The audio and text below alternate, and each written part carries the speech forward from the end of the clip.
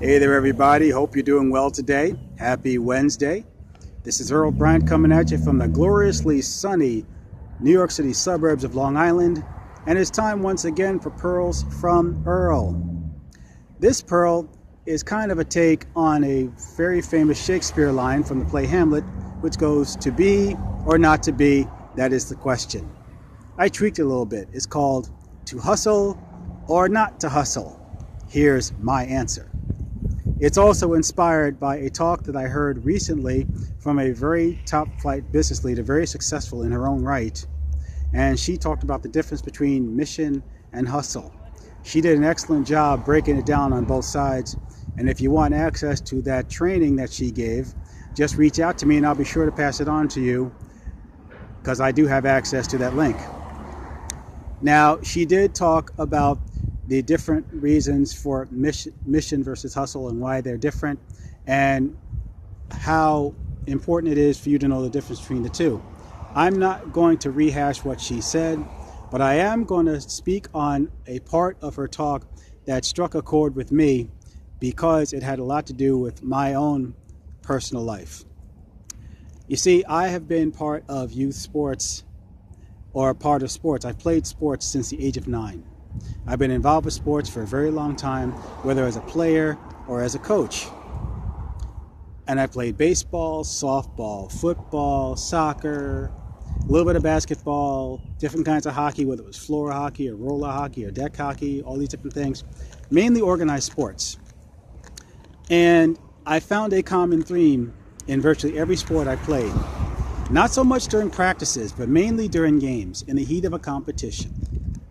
During the competition, as sure as I'm sitting here and you're standing there, inevitably, there would be some nutjob spectator in the stands, or even worse, someone on my own team, when I'm in the middle of the action, screaming at the top of their lungs like a banshee and yelling, come on, hustle, get the lead out, move it, come on, move it, hustle, be alert."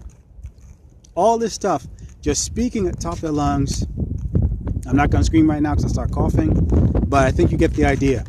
Yelling at the top of their lungs, talking to hear themselves talk, yelling to hear themselves yell, thinking that they're being encouraging, thinking that they're being helpful, and they're actually a nuisance and a distraction.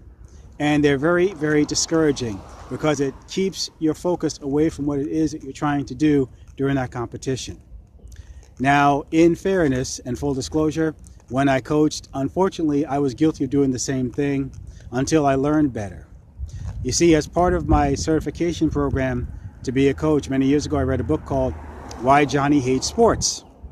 And at that time, it was said that 70% of all kids who participate in youth sports quit for good by the age of 13.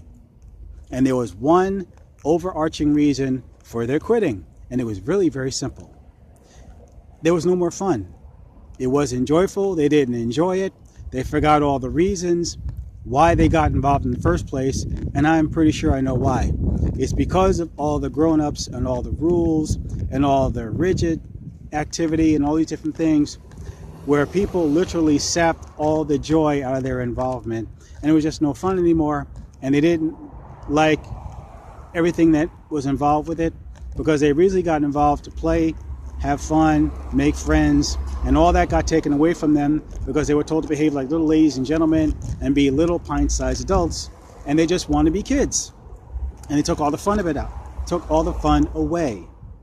Well, I'm going to tell you that by extension, my personal belief is that in the home business arena, just like in youth sports, just like in sports in general, recreational, even with adults, there are people who walk away and quit because they get frustrated, they crash and burn because they have some well-intentioned leader, some well-intentioned upline, some well-intentioned individuals involved in the company or in the business telling them that they need to hustle, that they got to grind, they got to work it out, they got to put their shoulder to the wheel, put their nose to the grindstone, and basically they lose sight and lose track of what it was that they wanted in the first place when they signed on the dotted line.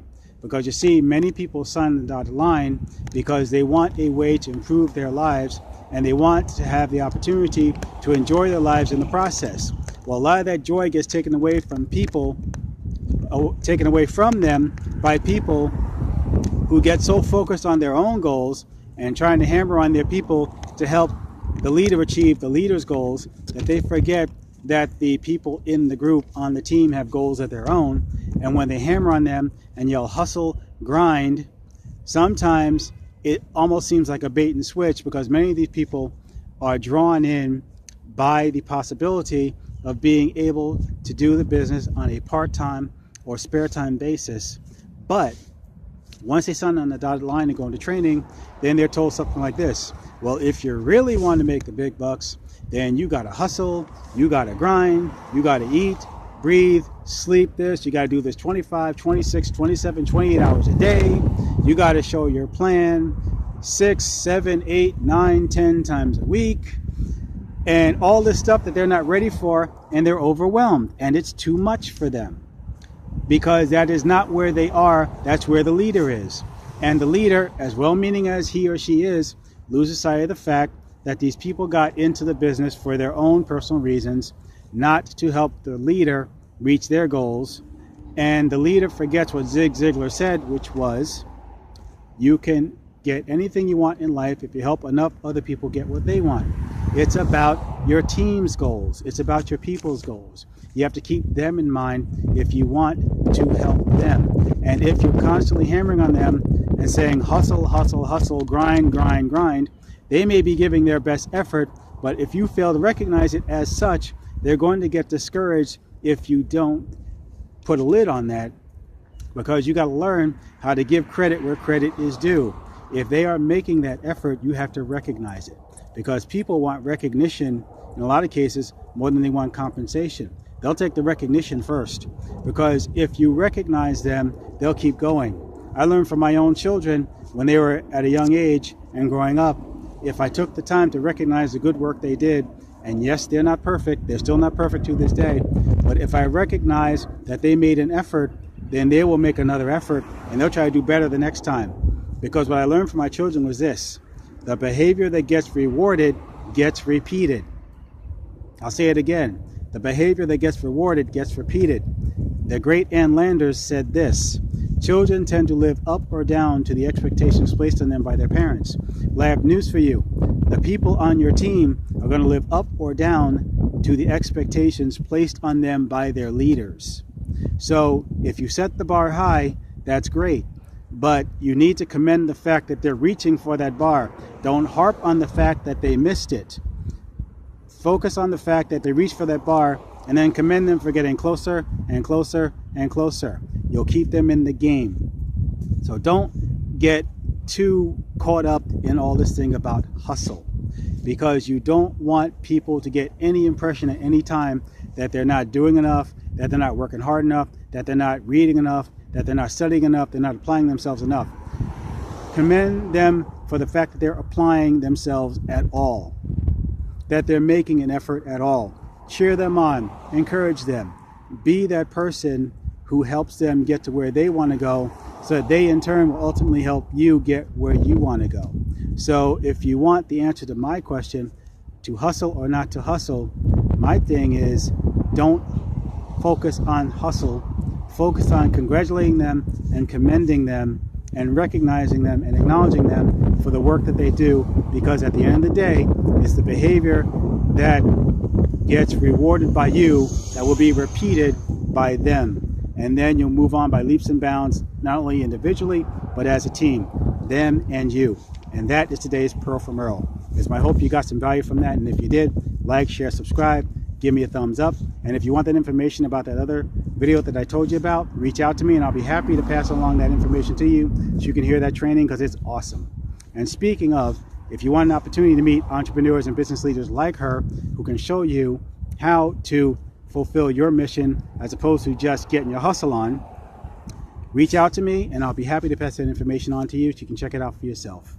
This has been a Pearl from Earl. It has been my mission and my honor to share this with you. And until the next time we gather around for Pearl from Earl, this is Earl Bryan signing off from the sunny suburbs of Long Island, New York, saying goodbye. Take care, be well, and have a fantastic 2019. Bye for now.